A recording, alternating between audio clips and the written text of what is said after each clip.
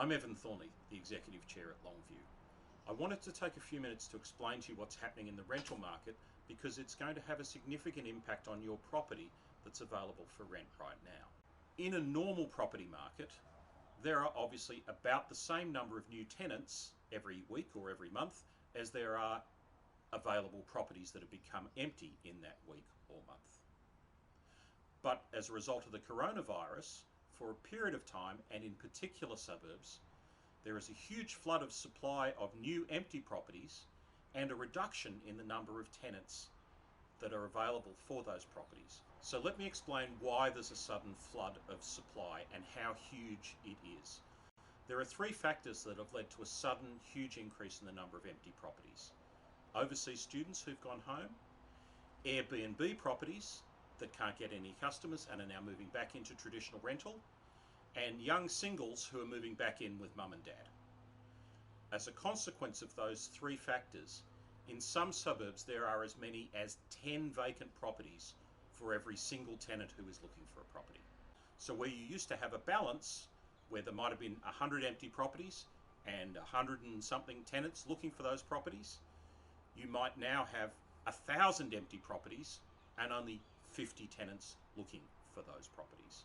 As you can imagine, the only property that will get let in that market will be one that has significantly reduced its price by more than the other properties on the market.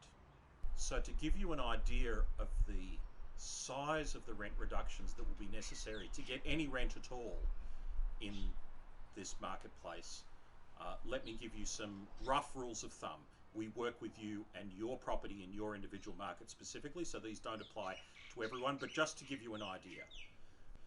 If there are more than 10 times as many empty properties as there are tenants in that market, then we expect to get the property let, it will have to have a rent reduction of about half, probably 40 to 50%. So a property that was renting at $500 a week will probably only get a tenant at all right now, somewhere in the range of $250 to $300 a week.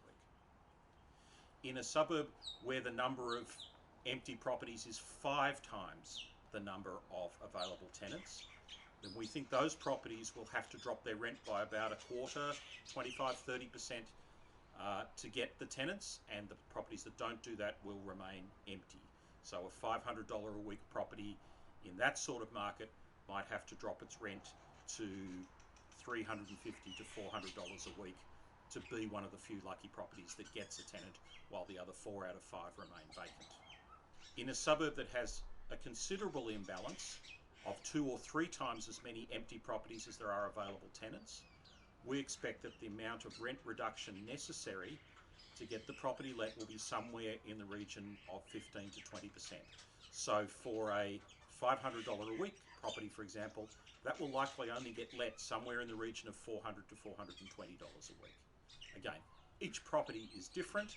We price each property in consultation with you and looking at the individual characteristics of that property, your suburb, the competing properties, but I'm just trying to give you a sense of the amount of reduction we're going to need to take in the rent for this lease until the market gets back into balance for the next lease. And once again, I want to emphasize that getting 3/4 the amount of rent you'd hope to get for a full year will still leave you a lot better off than having no rent for 6 or 12 months. I don't want to bombard you with too much information, but we have another couple of videos to take you through a number of the specific strategies that we are using with our clients to minimize the amount of rental loss that you have. So we'll talk about a method we call quick testing, and we'll talk about a method we call tiered pricing, so that once we get comfortable with the idea that to get the property let at all and generate any rent, we're going to have this substantial reduction in price. We want to show you how we can minimize that reduction as much as possible and get you the best possible financial outcome in a very difficult market. I just want to assure you, I understand these are really difficult decisions and a really difficult time. We are in this with you 100%. Of course, we only get paid on the rent we're able to get for you. So whatever rental reduction you have is the same reduction we have in our own income. So we both have an interest in getting as much rent as we can, but we both need to make sure that that's more than zero.